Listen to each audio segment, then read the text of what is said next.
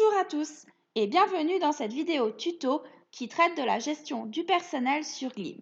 Dans cette vidéo, nous allons nous focaliser sur le menu Team en voyant comment rajouter un nouvel utilisateur et le configurer en fonction de son statut au sein de votre entreprise. Vous êtes prêts? C'est parti! Alors tout d'abord, il suffit de vous connecter avec votre adresse email et votre mot de passe à cette adresse qui est marquée en bas à droite. Se connecter. Voilà. Maintenant, nous avons accès au dashboard qui est accessible uniquement pour les employés qui ont des statuts d'administrateur ou de chef. On se rend dans l'onglet Team, voilà, et là on va voir tous les utilisateurs. Pour ajouter un nouvel utilisateur, rien de plus simple, il suffit de cliquer sur le plus en haut à droite. Voilà. Maintenant, il suffit de rentrer les données qui m'intéressent. Donc le prénom de l'utilisateur, son nom, la raison sociale, on ne va pas la remplir parce que ça ne nous intéresse pas. L'adresse email, donc qu'il va utiliser pour se connecter à son compte, avec son mot de passe personnel, qui sera dans ce cas-là un mot de passe provisoire, où quand la personne va se connecter la première fois, elle va directement pouvoir modifier son mot de passe. Là, on va mettre un mot de passe simple, 1, 2, 3. Tac, enregistrer.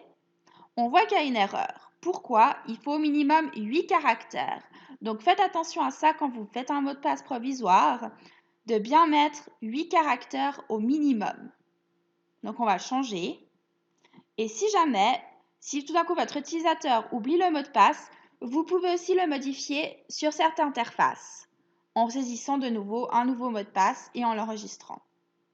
Voilà, on enregistre le nouvel employé.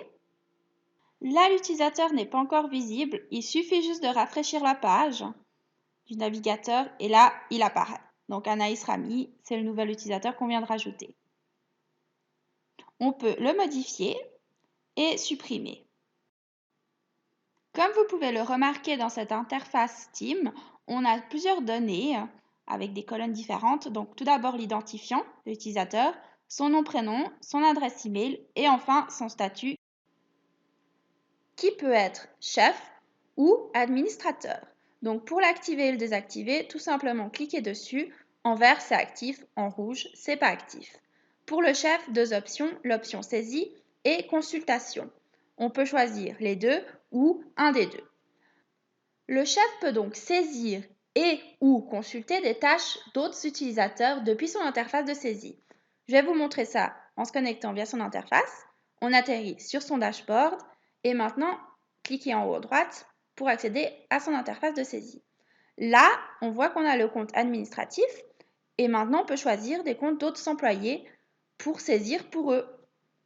C'est un gros avantage si par exemple vous avez plusieurs employés qui ont fait une tâche simultanément ensemble ou si par exemple il y a tous vos employés qui partent en vacances.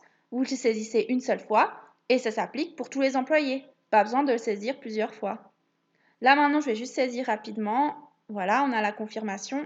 On va retourner sur son dashboard pour voir au niveau du décompte comment ça se présente. Donc au niveau du décompte, on voit donc qu'on a bien 2 saisies qui ont été enregistrées avec les mêmes informations et les mêmes temps d'heure. C'est ce qu'on vient de saisir justement au niveau de l'administratif et au niveau de l'employé. On retourne dans le module Team et on va s'intéresser au statut administrateur qu'on peut de nouveau activer ou désactiver en cliquant dessus.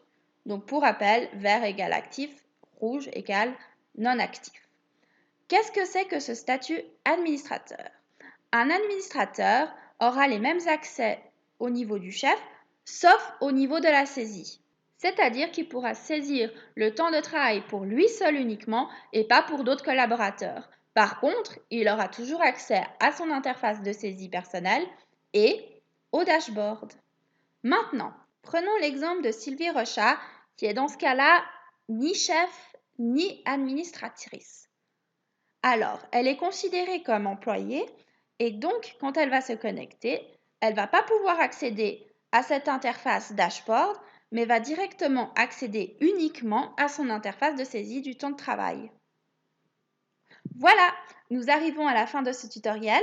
N'hésitez pas à suivre notre chaîne YouTube pour ne manquer aucune de nos actualités Et si vous avez des questions ou des remarques, vous pouvez nous faire juste un petit message en bas de la vidéo, on vous répondra. On se retrouve tout bientôt dans une nouvelle vidéo. À bientôt!